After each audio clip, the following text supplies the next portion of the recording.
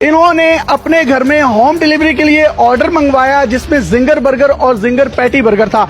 जब इन्होंने ginger patty burger खाया तो इनके मुंह में एक सख्त चीज आई जिसको इन्होंने निकाल कर देखा तो आप अपनी स्क्रीन पर भी देख सकते हैं, वो इंसानी उंगली का पोटा था, आधा हिस्सा था जिसके साथ नाखून भी था। उसके बाद इन्होंने दुकान के मालिक को कॉल की और दुकान उसके बावजूद भी रोजाना यहाँ पर खुलती है। फूड अथॉरिटी वालों ने इनसे राब्ता किया, ट्रांजिट के लिए उस गोश्त के लोथड़े को वहाँ से ले गए और 3 घंटे के बाद इनके हवाले कर दिया। जिसके बाद थाना सिटी ए डिवीजन के SHO साहब के पास ये दरखास्त लेकर गए। SHO साहब का कहना था कि आपने इस दरखास्त में से अब क्या निकालना है, ये क्या निकालना था या क्या नहीं निकालना था, इसका फैसला तो पुलिस के आला हुकाम ही कर सकते हैं। कि SHO का काम है कि वो उसकी मुकम्मल तौर पर इन्वेस्टिगेशन करता, इनको इंसाफ के पूरे तकाजे फराहम किए जाते। वो न जाने शख्स किस माँ का बेटा है, किस बाप की औलाद है जिसको काट कर गोश्त की सूरत में खिलाया जा रहा है। आप मुझे बताइएगा, आपने किस दिन ये बर्गर ऑर्डर किया था? 20 तारीख की रात को 10:30 बजे का टाइम था जब मैंने इनसे मंगवाया होम डिलीवरी में, और 11 बजे जो है मैंने इनको कॉल करके बताया कि उसमें से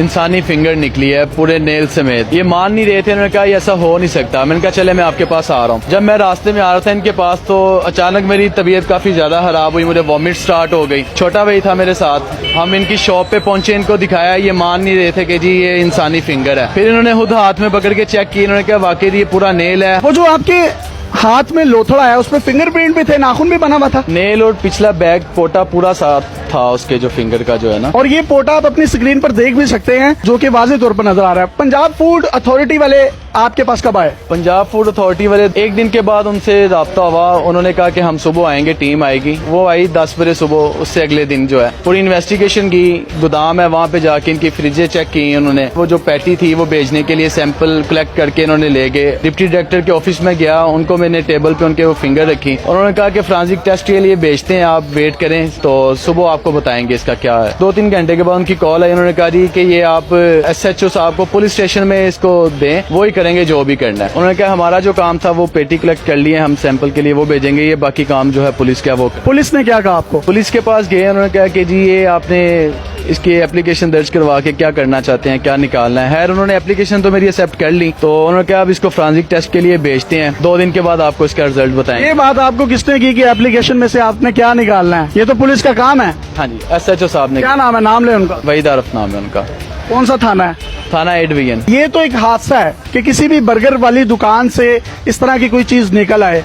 अब वो उनके जो सप्लायर हैं उनसे भी इन्वेस्टिगेशन होनी चाहिए, और रही सही कसर जो है वो पुलिस निकाल देती है कि आपने दरखास्त देके क्या निकालना है। भाई ये कत्ल है। ये कौन शख्स है जो इंसानों के गोश्त को बर्गर चिकन में मिलाकर खिलाया जा रहा है? कम से कम आप इन्वेस्टिगेशन तो करें।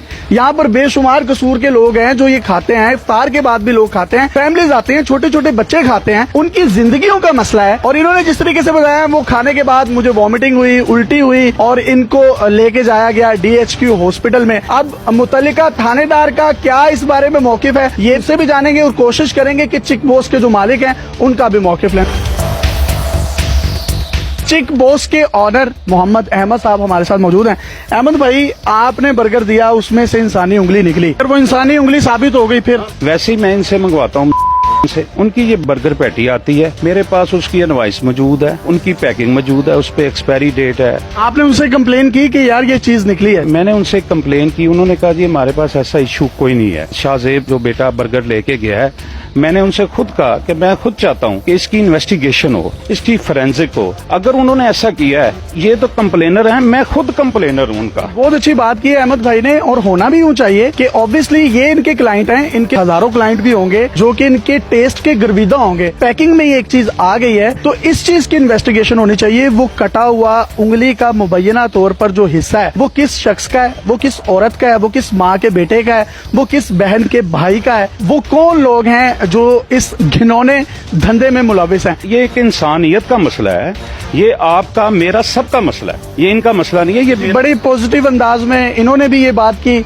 जो कंप्लेंट करने वाले हैं और जिनके अगेंस्ट कंप्लेन की गई है वो भी ये चाहते हैं इन्वेस्टिगेशन हो। अब मुतल्लिका थाने से आपको पूरी रिपोर्ट लेकर देते हैं, आइए हमारे साथ। हम कसूर के थाना ए डिवीजन के SHO वहीद आरिफ से पुलिस का मौकिफ लेने के लिए उनके ड्यूटी आवर्स में थाने पहुंचे। तो मौसूफ अपने सरकारी कमरे में आराम फरमा रहे थे। मेरी टीम के एक रुकन ने दरवाजा खटखटाया और उनको ऑफिस में आने के लिए कहा, जिस पर वो शदीद बरहम और नाराज हुए कि आप मेरे कमरे में बगैर इजाजत अंदर आ कैसे गए। तो हुजूर सुन लीजिए, आप इस कौम के टैक्स के पैसों से तनख्वाहें लेते हैं और अवामी नौकर हैं। आपको आपकी तनख्वाहें ऑफिस में बैठकर शहरियों के जानो माल की हिफाजत के लिए दी जाती हैं, ना कि आराम के लिए। पुलिस स्टेशन और थाना जात अवामी मुकामात हैं। यहाँ जो चाहे जब चाहे 24 घंटों में से किसी भी वक्त आ सकता है, क्योंकि क्राइम का कोई वक्त नहीं होता, ये 24 घंटे होता है। लिहाजा इंसाफ भी 24 घंटे होना चाहिए। SHO साहब के मौकिफ ना देने के बहाने सुनकर हमने खुफिया रिकॉर्डिंग शुरू की, जिसमें SHO साहब अवाम की खिदमत की बजाय अफसरान की TC में मुलव्विस पाए गए और मौसूफ फोन पर किसी को कह रहे हैं कि SP साहब का फेयरवेल है तो फूलों का गुलदस्ता भेज दें। नहीं सर होएगा ना, वो ना फेयरवेल देना है साहब सर। ये आपने सारी बात बता, आप पहले मेरे पीआर से बात करना।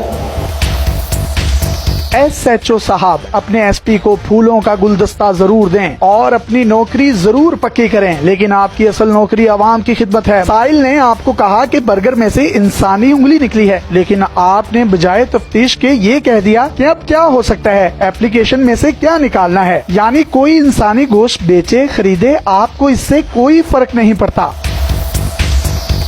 20 अप्रैल 2020 को SHO वहीद आरिफ साहब को एप्लीकेशन दी गई। पूरा एक हफ्ता गुजरने के बावजूद भी आप फ्रांजिक ना करवा सके। अगर करवाया भी है तो मौकिफ देने से क्यों घबरा रहे हैं। चलें आपके ही सुन लेते हैं, आपके DPO ऑफिस के PRO से ही बात कर लेते हैं। उनको 2 से 3 कॉल्स की गयी, लेकिन DPO ऑफिस के PRO ने भी कॉल्स रिसीव नहीं की।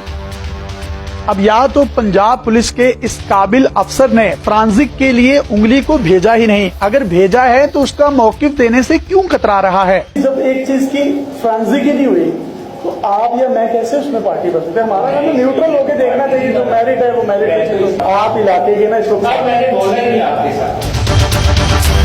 SHO साहब को मैंने ये भी बावर करवाने की कोशिश की कि यहाँ पर बच्चे और फैमिलीज भी आती हैं जो बर्गर खाते होंगे। क्या इंसानी जिंदगियों के साथ खेला जा सकता है। वो उंगली जिस भी शख्स की है, क्या वो किसी का बाप भाई बेटा नहीं, वो किसी का लख्ते जिगर नहीं। बच्चे नहीं खाते हैं बर्गर, सब कुछ होता है। क्या आइडेंटिफिकेशन नहीं होनी चाहिए इस चीज की कि कौन बंदा है, वो किस माँ का बेटा है, वो किस भाई की बेटी है या लड़की है या लड़का है। मुबैना तौर पर जो भी उंगली है जिसको भी आप नामने आप भी कह रहे हैं, इन्वेस्टिगेशन नहीं होनी चाहिए। SHO साहब आप मौकिफ PRO की इजाजत के बगैर नहीं देंगे। हमारा आपसे एक सवाल ये है कि साहिल जब आपके पास एप्लीकेशन देने आया कि बर्गर में से उंगली निकली है, तो क्या आपने ये भी DPO ऑफिस के PRO से पूछकर उससे कहा कि अब एप्लीकेशन देकर क्या करना है, जो होना था हो गया। कई सवालात जन्म ले रहे हैं।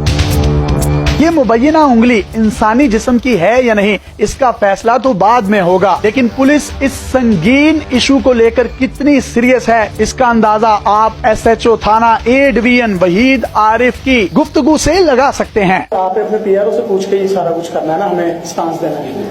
क्या आपने इनको ये बात अपने PRO से पूछ कर की है कि यार तुसी थाने एप्लीकेशन जो की करना मैंने कही है उसके लिए गलत है। मेरा DPO ऑफिस में होता है, अगर इनको मेरे रवैये के साथ शिकायत है तो उधर जाकर तो अब वो फ्रांजिक का क्या बना 20 तारीख से अब तक वो सारा पैसा क्यों आपको बताना पड़ेगा, आपको बताना चाहिए।